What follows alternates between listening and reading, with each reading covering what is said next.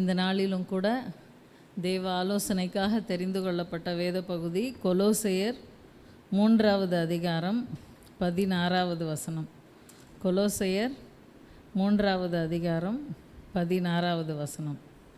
கடந்த நாட்களில் நன்றி அறிதல் உள்ளவர்களாயும் இருங்கள் என்கிறதான அந்த காரியங்களை நம்ம தியானித்தோம். தொடர்ந்து அதோட அந்த வசனத்தின் தொடர்ச்சியை தான் நம்ம பார்க்க போகிறோம். அடுத்த வசனம், கிறிஸ்துவின் வசனம் உங்களுக்குள்ளே சகல ஞானத்தோடும் பரிபூரணமாக வாசமாய் இருப்பதாக, சங்கீதங்களினாலும் ஞான பாட்டுகளினாலும் ஒருவருக்கொருவர் போதித்து புத்தி சொல்லிக்கொண்டு உங்கள் இருதயத்தில் கர்த்தரை பக்தியுடன் பாடி, வார்த்தைகளினாலாவது கிரியைகளினாலாவது நீங்கள் எதை செய்தாலும் அதையெல்லாம் கர்த்தராகிய இயேசுவின் நாமத்தினாலே செய்து அவர் முன்னிலையாக பிதாவாகிய தேவனை ஸ்தோத்தரியுங்கள்.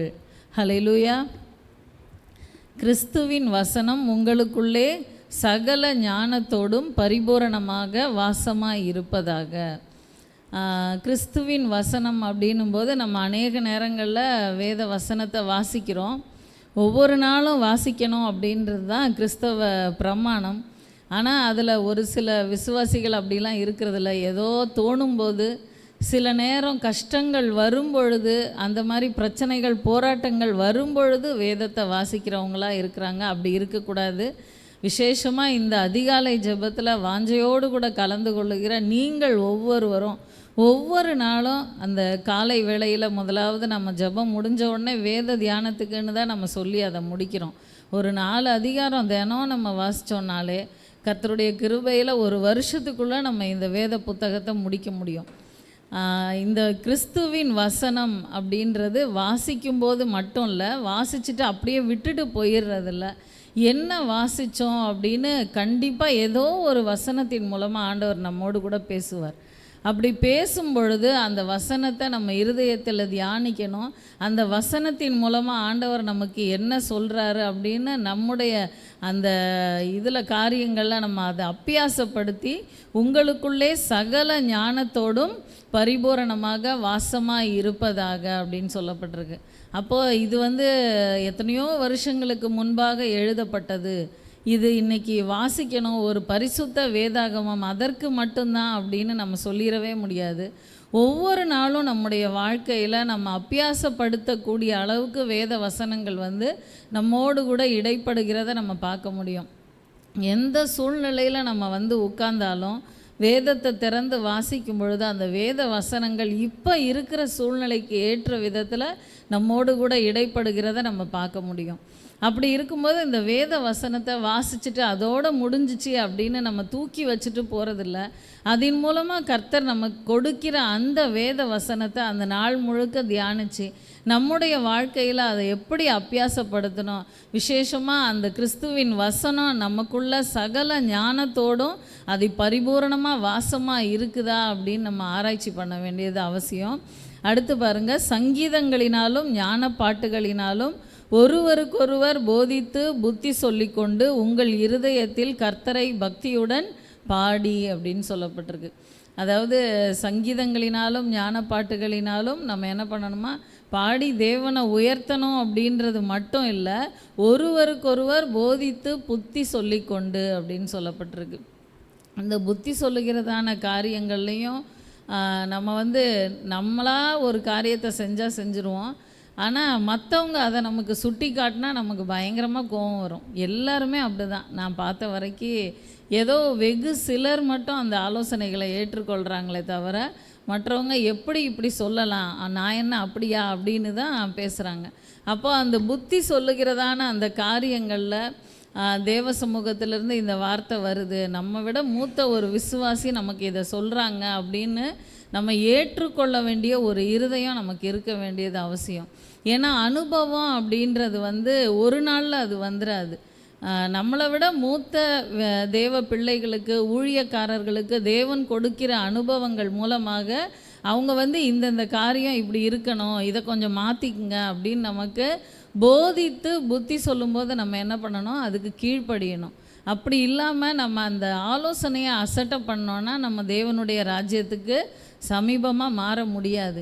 ஒவ்வொரு நாளும் நம்ம கொஞ்சம் கொஞ்சமாக நம்மளை ஆண்டவர் உருவாக்குறதுக்கு நம்ம விட்டு கொடுக்கும் பொழுது தான் நம்ம பரலோக ராஜ்யத்துக்கு கிட்டி சேருகிறவர்களாக இருப்போம். அப்போ பக்தியுடன் பாடி அப்படின்னு சொல்லப்பட்டிருக்கு. இருதயத்தில் கர்த்தரை பக்தியுடன் பாடி. நம்ம வாயார விட்டு துதிக்கக்கூடிய சூழ்நிலைகள் ஒரு சில சூழ்நிலைகள் தான் நமக்கு இருக்கும். வீட்டில் யாருமே இல்லைன்னா நம்ம கொஞ்சம் சத்தமாக பாடுவோம், துதிப்போம், அந்த மாதிரி இருக்கும்.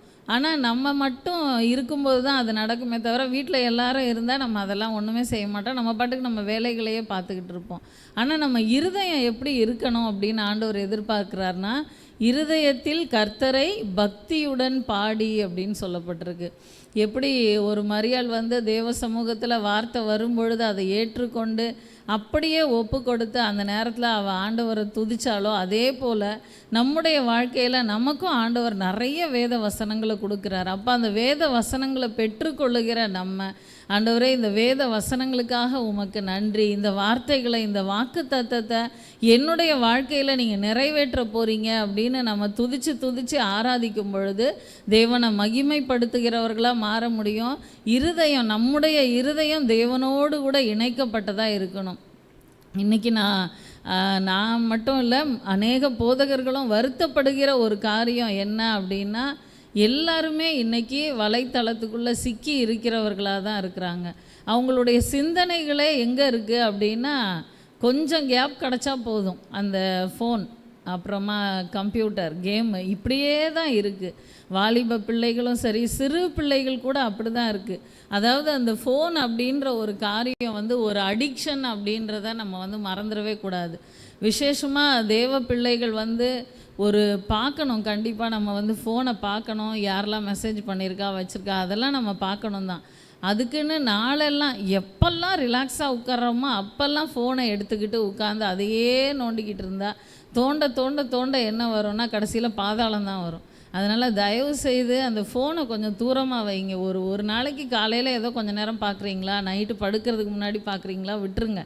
அதை விட்டுட்டு நாளெல்லாம் அந்த மொபைலை தூக்கி வச்சுக்கிட்டு அந்த வலைத்தளத்தில் பார்த்துக்கிட்டே இருக்கிறது, எதையாவது பார்க்குறது, என்ன ஏது நமக்கு யூஸ் ஆகுதா, அந்த மாதிரி காரியங்களே கிடையாது. நானும் சமையல் குறிப்பு அப்படின்னு பார்ப்பேன் முதல்ல. கடைசியில் நம்ம எதையுமே செய்கிறதில்ல, பார்க்குறது தான். அது எதுக்கு பார்க்குறது அப்படின்ட்டு அந்த மாதிரி சமையல் புதுசாலாம் நான் ட்ரை பண்ணவும் மாட்டேன். மோஸ்ட்டாக சம்டைம் ஃபெயிலியர் ஆகிரும், எதுக்கு வம்பு, பொருளெல்லாம் வேஸ்ட்டாக போயிடும்ன்ட்டு. அப்போ ஹேக்ஸ் பார்ப்பேன், ஏதாவது அதில் ஈஸியாக எப்படி செய்கிறது அப்படின்றது. அதுவுமே நாளடைவில் நம்ம பார்க்க போனால் போட்டதே தான் திரும்பி திரும்பி இவங்க சொன்னது தான் அவங்களும் சொல்லுவாங்க, அப்படியே தான் வந்துக்கிட்டு இருக்கும். அப்போ என்ன புதுசாக இருக்குது அப்படின்னா ஒன்றுமே இல்லை. இந்த வேத வசனம் ஆனால் நமக்கு ஒவ்வொரு நாளும் புதியதாக நம்மோடு கூட பேசுகிற வேத வசனமாக இருக்குது. கர்த்தருடைய கிருபையில் ரட்சிக்கப்பட்ட அந்த வருஷத்துலேருந்து ஒவ்வொரு வருஷமும் இந்த வேத புத்தகத்தை முடிக்க ஆண்டவர் கிருபை கொடுத்திருக்கிறார். ஆனால் ஒவ்வொரு வருஷமும் வாசிக்கும்போது இந்த வேத புத்தகம் புதுமையாக இருக்குது.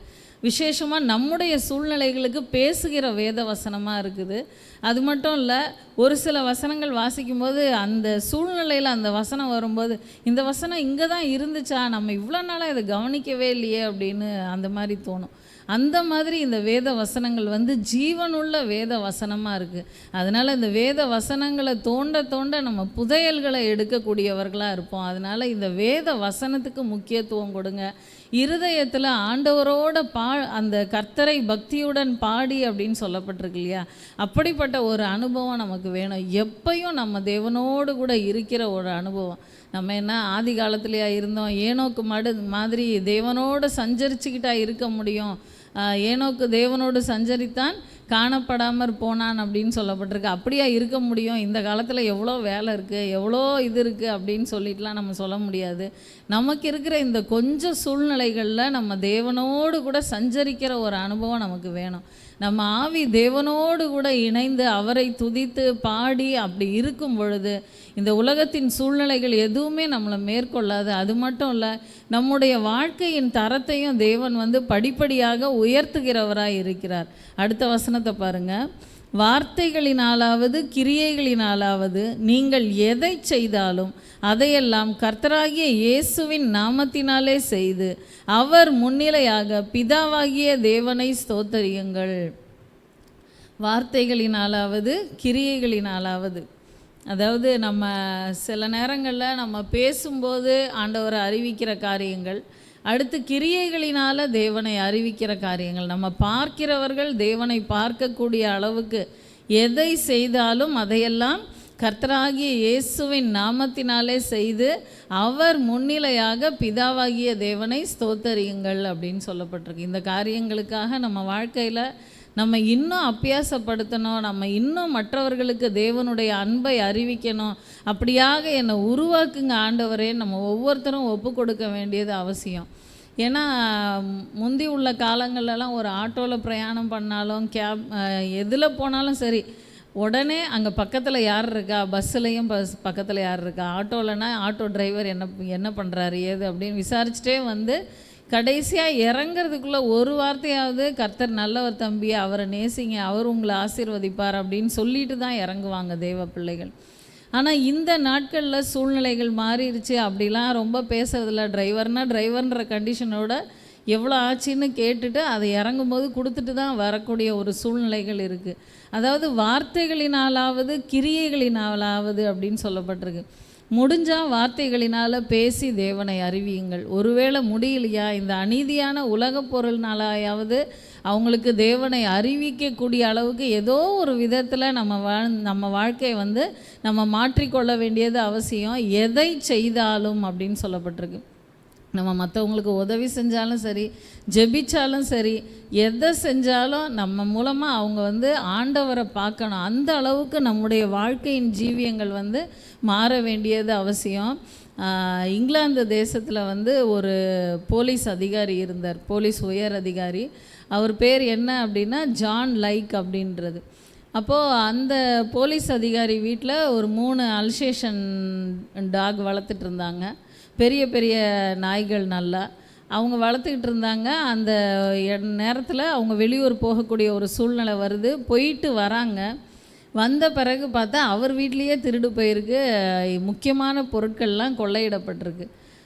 அவருக்கே அது ஒரு அசிங்கமாக தெரியுது. நம்ம ஒரு பெரிய போலீஸ் அதிகாரி நம்ம வீட்லேயே திருடன் வந்து கைவரிசையை காமிச்சிருக்கானே அப்படின்னு சொல்லிட்டு ரொம்ப சோர்ந்து போயிட்டார். மற்றவங்களும் அது பத்திரிகையில் கூட போலீஸ் அதிகாரி வீட்டிலேயே கொள்ளை அப்படின்லாம் பெருசாக போடக்கூடிய அளவுக்கு. அப்போது அதை பார்க்கும்போது அவருக்கு ரொம்ப மனசு சோர்ந்து போச்சு, நம்ம வீட்டிலேயே இப்படி நடந்துருச்சே அப்படின்னு சொல்லிட்டு. அப்போது வேத வசனத்தை வாசிக்கும் பொழுது பார்த்திங்கன்னா எரேமியா 15:3 அந்த வசனத்தில் பார்த்திங்கன்னா 15:3 3:15 தெரில, ஒரு சின்ன கன்ஃபியூஷனாக இருக்குது, அதை செக் பண்ணிக்கோங்க. அந்த வசனத்தில் பார்த்திங்கன்னா பிடித்து இழுக்க நாய்களும் அப்படின்னு சொல்லப்பட்டிருக்கு.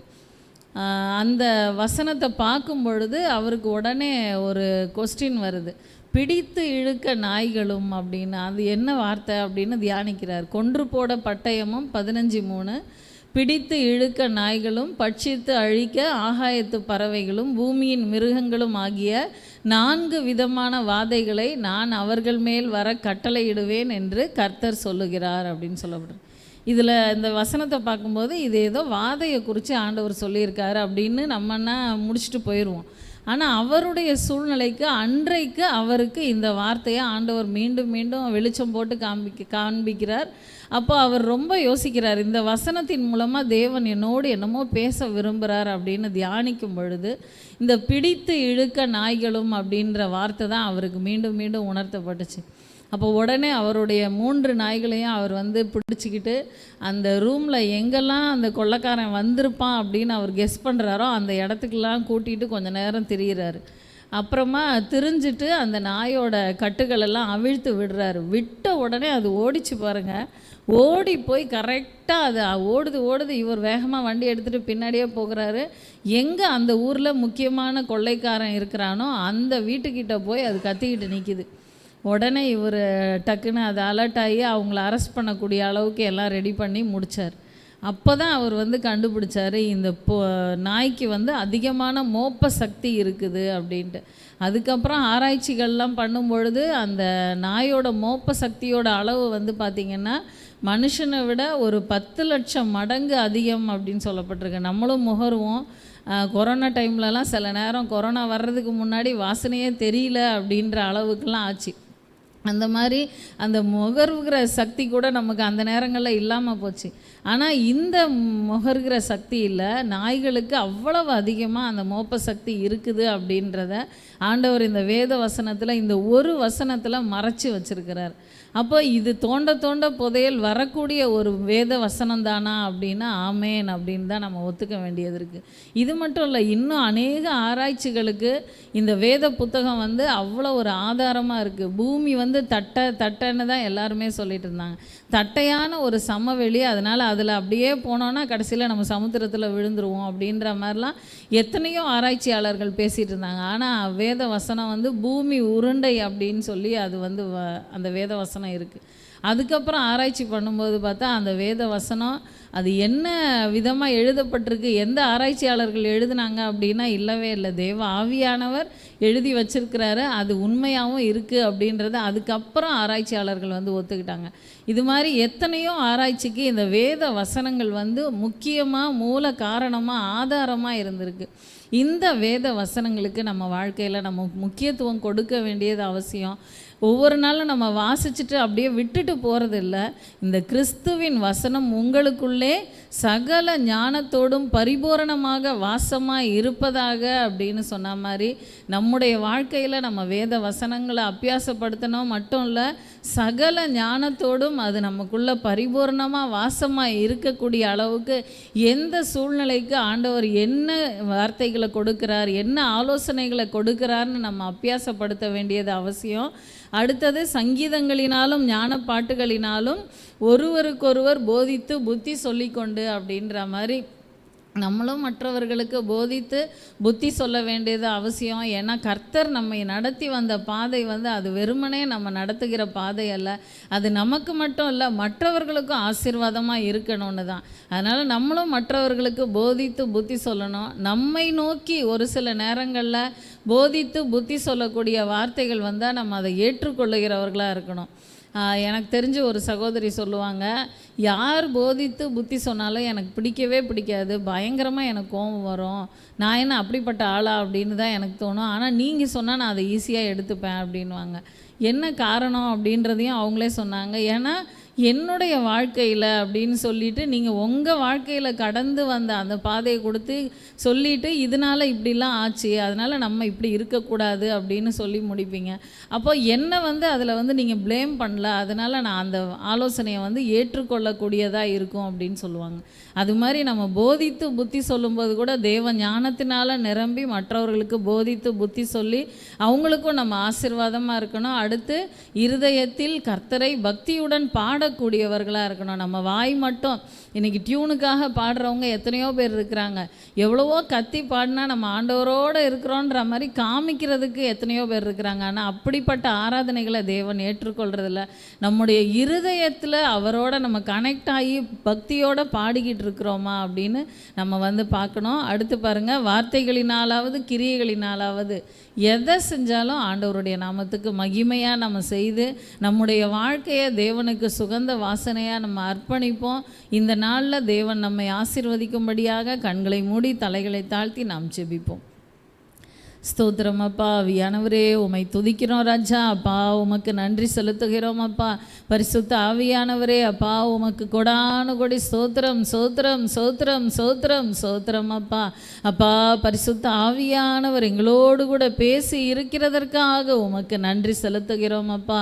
ஆவியானவரே இந்த வேத வசனங்களை வாசித்து அப்படியே இதை மூடி வைத்து விட்டு விட்டு போகிறவர்களாக அல்ல தகப்பனே. தேவன் எங்களோடு கூட என்ன பேசுகிறீர் என்ற அந்த வசனத்தை தியானித்து அப்பா அதன் மூலமாக எங்களுக்கு கொடுக்கிற ஆலோசனை என்ன, எங்களுடைய வாழ்க்கையிலே நாங்கள் மாற வேண்டிய காரியங்கள் என்ன, எங்களுடைய சூழ்நிலைகளுக்கு ஏற்ற ஆலோசனைகள் என்ன என்று அப்பா உம்முடைய வேத வசனம் அப்பா சகல ஞானத்தோடு எங்களுக்குள்ளே வாசமாக இருக்கட்டும் அப்பா. ஆவியானவரே அப்பா கிருபையா இறங்குங்கப்பா, எங்களை நீங்கள் உருவாக்குங்க ராஜா. அப்பா உமக்கு சோத்திரம் சோத்திரம் சோத்திரம் சோத்திரம் அப்பா. அப்பா ஒருவருக்கொருவர் போதித்து புத்தி சொல்லுகிறதான அனுபவங்கள் இருக்கட்டும் ராஜா. அப்படி அனுபவங்கள் அப்பா அந்த போதித்து புத்தி சொல்லும் பொழுது அப்பா கேட்கிறதான நபர்கள் அதை தேவ வார்த்தையாக ஏற்றுக்கொள்ள கிருபை கொடுங்கப்பா. எந்த விதத்திலும் சத்ருவானவன் தேவ பிள்ளைகள் அந்த இடத்துல உமக்கேற்ற விதமாய் உருவாகாதபடி, தடை செய்யாதபடி, அவர்களுக்குள்ளே விகற்பமான எண்ணங்களை கொண்டு வராதபடி தேவன் நீங்கள் பொறுப்பெடுத்து கொள்ளுங்க அப்பா. விசேஷமாக இருதயத்தில் எப்பொழுதும் உம்மை பாடக்கூடிய ஒரு அனுபவம் வேண்டும் ராஜா. அப்பா விசேஷமாக இந்த மொபைல் அடிக்ஷனுக்காக நாங்கள் ஜெபிக்கிறோம் ராஜா. அப்பா எத்தனையோ வாலிப பிள்ளைகள், சிறு பிள்ளைகள், பெரியவர்கள் எல்லாருமே அப்பா இந்த வலைத்தளங்களிலே சிக்கி இருக்கிறதை நாங்கள் பார்க்கிறோமே. கர்த்தாவே கிருபையா இறங்குங்க ராஜா. அப்பா அதற்கு கொடுக்க வேண்டிய நேரம் மாத்திரம் கொடுக்க, அதிகமான நேரம் அதுக்கு கொடுக்கக்கூடாது. என்னுடைய வாழ்க்கையை நான் வீணாக்கக்கூடாது. தேவன் எனக்கு கொடுத்த இந்த நேரங்கள் போனால் திரும்பி வராதுன்றதை உணர்ந்து அந்த மொபைல் அடிக்ஷன்லேருந்து விடுதலையாகி அப்பா ஒவ்வொருவரும் இருதயத்தில் கர்த்தரை பக்தியுடன் பாட உதவி செய்யுங்கப்பா. எதை செய்தாலும் தேவனுடைய நாமத்தின் மகிமைக்காக செய்து அப்பா உமக்கென்று அப்பா நல்ல வாசனை வீசுகிற தேவ பிள்ளைகளாக ஒவ்வொருவரும் இருக்க கிருபை கொடுங்கப்பா. பரிசுத்த ஆவியானவர் நீங்கள் எங்களோடு கூட பேசினதற்காக உமக்கு நன்றி செலுத்துகிறோம் அப்பா. உம்முடைய அன்பு கரங்களிலே சகலத்தையும் தாழ்த்துகிறோம், அர்ப்பணிக்கிறோம். துதிக்கான மகிமையெல்லாம் உமக்கே செலுத்துகிறோம். இயேசுவின் மூலம் ஜெபிக்கிறோம் ஜீவனுள்ள எங்கள் நல்ல பிதாவே, ஆமென். என் ஆத்துமாவே கர்த்தரை ஸ்தோத்திரி, என் முழு உள்ளமே அவருடைய பரிசுத்த நாமத்தை ஸ்தோத்திரி. என் ஆத்துமாவே கர்த்தரை ஸ்தோத்திரி, கர்த்தர் செய்த சகல உபகாரங்களையும் மறவாதே, ஆமென். வேத வசனத்தை வாசித்து விட்டு கடந்து செல்லுங்கள். கர்த்தர் உங்களை ஆசீர்வதிப்பார். நாளைக்கு 1ஆம் தேதி காலையில் 5 மணிக்கு நமக்கு வாக்குத்தத்த ஆராதனை ஆரம்பமாகும். அது மாத்திரமல்ல, 2ஆம் தேதி நம்ம ஒரு துதி ஆராதனை வைக்கிறதா நம்ம ஆலோசனை பண்ணியிருக்கோம். அந்த துதி ஆராதனை 10 மணிக்கு ஆரம்பிக்குது. அதுக்கும் எல்லாரும் நேரத்துக்கு வந்து ஆண்டவரை துதித்து விடுதலையோடு கூட தேவ சமூகத்தை நம்முடைய வீட்டில் இறக்குகிறவர்களாக இருப்போம்.